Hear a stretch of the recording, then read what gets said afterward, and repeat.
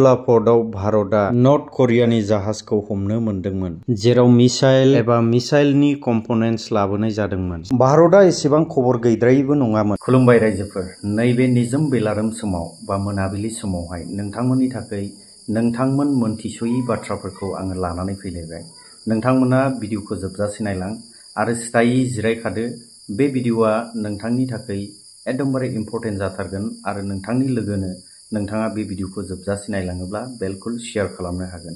बेनो जाहैबाय जोंनि भारत आरो नर्थ करियानि गेजेराव सोमोन्दोआ माब्रै जाबोदों आरो माब्रै जालांगासिनो आरो जोबनायसिमहालागै मा पजिशनाव थाहैखो बेखौ नैबे भिडिअनि गेजेरजों स्पष्ट बुजिनो हागोन। जाय रणनीतिखौ लानानै आमेरिकाया माखासे देशफोरजों खेला गेलेबोगासिनो दङ, जाय कूटनीतिखौ लानानै लोगो खालामजोबनानै दावहाखौ देरहानो हायो, दा भारतआबो बे लामायावनो दंसै। बे देशआनो जाहैबाय नर्थ करिया। बे देशखौहाय बुहुमावहाय गिथावना होननानै मानिनाय जायो।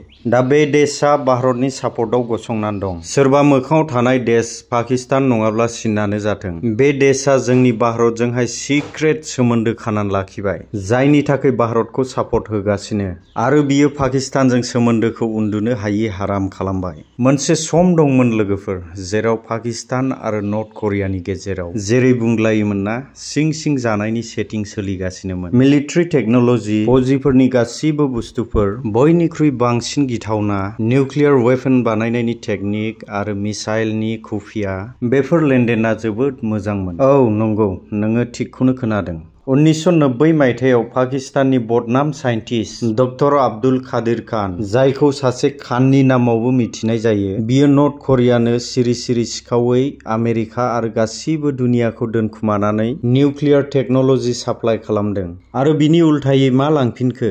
नर्थ करियानिफ्राय ली बेलिस्टिक मिसाइल टेक्न'लजि। बियो निउक्लियार मिसाइलनि गाहाय धान्दा, भारतनि सिकिउरिटिनि थाखाय टिक टाइम बम जानानै थाबायमोन। भारतआ एसेबां खबर गैद्रायैबो नङामोन। 1999 आव कान्डलापर्टआव भारतआ नर्थ करियानि जाहाजखौ हमनो मोनदोंमोन, जेराव मिसाइल एबा मिसाइलनि कम्पनेन्ट्स लाबोनाय जादोंमोन। साननानै नायदो, बेसेबां गिदिर पलिसिमोन बियो जोंनि सायाव। नाथाय बाथ्रा दङ ना, समआ जेब्लायबो एखेयानो थाबाय थाया। दा समआ सोलायखांखाबाय, यानि बै राजनितिया ओरैबायदि सोलायबोखांखाबाय, दा बे पाकिस्तानानो नर्थ करियानि दरजा मोखाङाव गसंनानै सौनांगासिनो, निउक्लियार केपेबल मिसाइलनि मांगि बायगासिनो। खबराथ' बेबायदिबो दं, मेनि 2025 नि सुरुआव जेब्ला भारतजों लोगोसे पाकिस्ताना फिन खनसेबाव गाज्रि थासारियाव फैदोंमोन, बे समाव पाकिस्ताना नर्थ करियानियाव मददनि गोनांथि बिहरदोंमोन। नाथाय मा जाखो?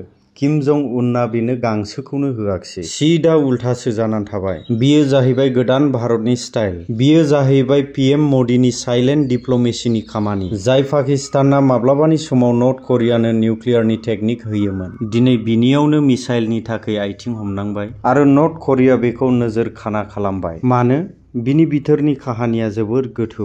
माखासे गोबां सोंथिफोर सिखारो। माखासे गारबोनाय समफोरावहाय नर्थ करिया पाकिस्तानजों गाहाय लोगोमोन। दा पाकिस्तानखौ मानो नायखैखो? मा बिनि उनाव भारतनि सिक्रेट अपारेशन दं नामा? मा भारतआ किम जं उनखौ पाकिस्ताननि हेंथायैहाय सिंहफोर बायदि फसंनानै दोनबाय नामा? लोगोफोर, सैथोआ एसेबां सिदा नङा, नाथाय बेवहाय भारतनि इन्ट्रेस्ट आरो स्ट्रेटेजि दंथारो।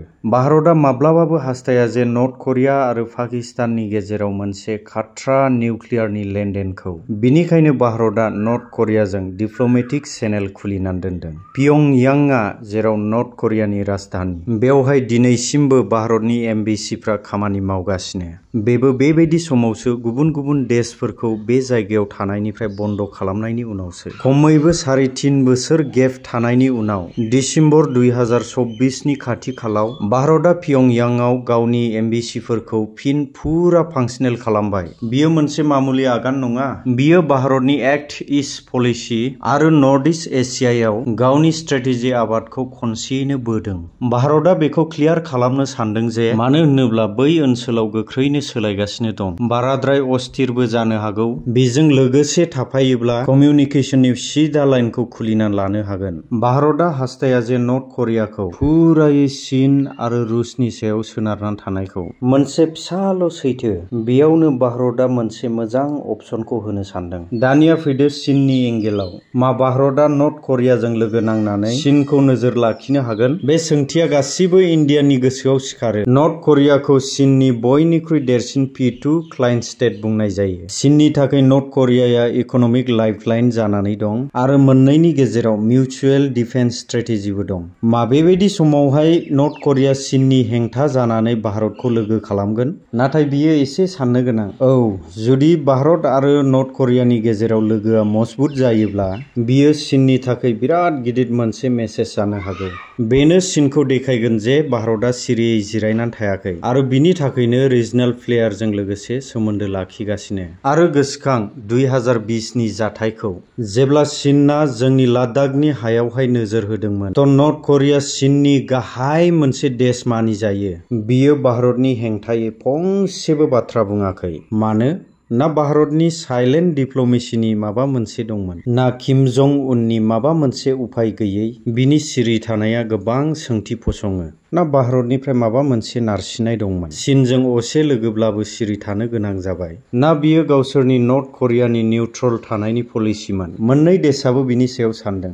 जिखियानो जादोला, बियो भारतनि थाखाय पजिटिभ साइन दंथारोमोन। दा एसे जारिमिननि फारसे हाबनानै नायदिनि। 1998 सनाव जेब्ला भारतआ पखरनाव परमाणु आनजाद नायनानै दुनियाखौ गोमोहोदोंमोन, आमेरिका, जापान आरो तमाम सोनाब बंग'नि हादरमाफ्रा भारतनि सायाव सिन्था खालामदोंमोन, सेंक्सन्सनि धुमखिबो होदोंमोन। नाथाय बे मुस्किल समाव नर्थ करिया बेबायदि देशनि गेजेराव दंमोन जायहा भारतखौ खुला-खुलि हेफाजाब होदों। बियो बुंदों भारतआ गावनि रैखाथिनि थाखाय परमाणु हाथियार लाखिनायनि मोन्थाइ दं होननानै। बे समाव किम जं इलआ किम जं उननि बिफामोन। बियो नर्थ करियानि सुप्रिम लिडारमोन। बिहा मा गोनांथि दंमोन भारतजों गसंफानो? मा बियो आमेरिकानि हेंथायै गसंथेनो नाजानायमोन? ना बिनि आन्दोआव गोथौ बाथ्रा दंबावोमोन? बियो बेबायदि सोंथि जेराव दिनैसिमबो जिअ'पलिटिक्सनि एक्सपार्टआ साननो सेस्ता खालामो।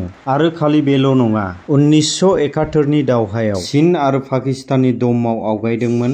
बे नर्थ करिया 1999 नि कारगिल जुद्धनि समाव। आरो दा मे 2025 नि ताजा हालोदावबो जेरै बुंनो हायो पाकिस्तानखौ उल्था मोखां जानानै थाबाय। बे सोलायनाया माब्रै जाखो? ना हरजों हर सोलायबाय? नङा, बेयाव भारतनि बोसोर बोसोर फेशन डिप्ल'मेसि स्ट्रेटेजि मुभ्स दङ। आरो मोनसे सोमोनांथाव बाथ्रा, 2015 सिम नर्थ करियाया जेब्लायबो काश्मीरखौ लानानै पाकिस्तानी जाना बाथ्रा बुंबाय थायोमोन आरो पाकिस्ताननो मिसाइल हरनायनि बाथ्राबो सोलिबाय थादोंमोन।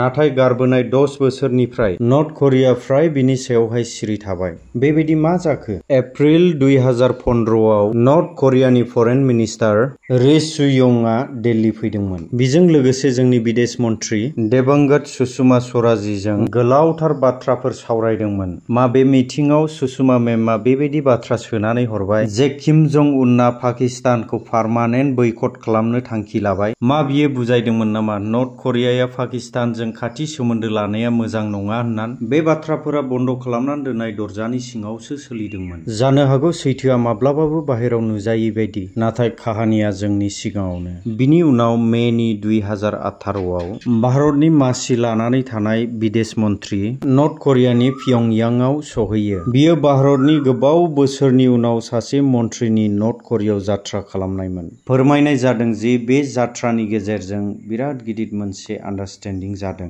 बेबायदि सिंनि बाथ्रा सावरायनाय जादों जायनि थाखाय पाकिस्ताननि सोमोन्दोखौ थैस' थांस'नि थाखाय एरख'ना गारहरबाय। जाय देशआ नर्थ करियानिफ्राय मिसाइल आरो मदद मोननो हास्थायोमोन। बे जात्रा खालामनायनि सिगाङावहाय नर्थ करिया सिदा बाथ्रा बुंदोंमोन, भारतनि रैखाथिखौ नुकसान खालामनायनि रावबो खामानि मावनाय नङा। बियो बिराद गिदिर बाथ्रामोन। मा नर्थ करिया आरो भारतआ सैथो लोगो जानो हागोन ना? मा पीएम मदि आरो किम जं उननि गेजेराव सैथो लोगो जानो हागोन? नाय, भारतआ मोनसे डेम'क्रेसि हादर आरो नर्थ करियाया टटेलिटेरियान एरिया स्टेट। मोन्नैनिबो गेजेराव हा आरो नख्रांनि फारागथि दं। बिनिखायनो परम्पराजों लोगो जायाबो जानो हागौ। किन्तु जिअ'पलिटिक्सआव पार्मानेन्ट लोगो आरो पार्मानेन्ट दुश्मनबो जाया। खालि पार्मानेन्ट फरेन इन्ट्रेस्टल' जायो आरो भारतनि इन्ट्रेस्टआ गावनि रैखाथि, रिजनाल स्टेबिलिटि आरो पाकिस्तान नर्थ करियानि गेजेराव जेखि जाया डेन्जारास थांखिखौ लाखिनाय। भारतनि सोमोन्दो लाखिनाया नर्थ करियाजों हाथियार बानायनायनि थाखाय नङा, बरंस बेखौ निउट्रल प्लेयार बानायनो थाखायसो।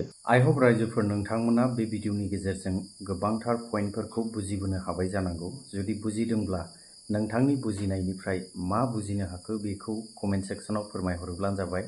लोगोसे नोंथांमोना चेनेलाव गोदानैब्ला चेनेलखौ साबस्क्राइब खालामना होयोब्लानो जाबाय आरो शेयार खालामना होयोब्लानो जाबाय। नोंथांमोननि बे फिसा खामानि मावनायजों आङो गोबांथार मददखौ मोननो हायो। Thank you.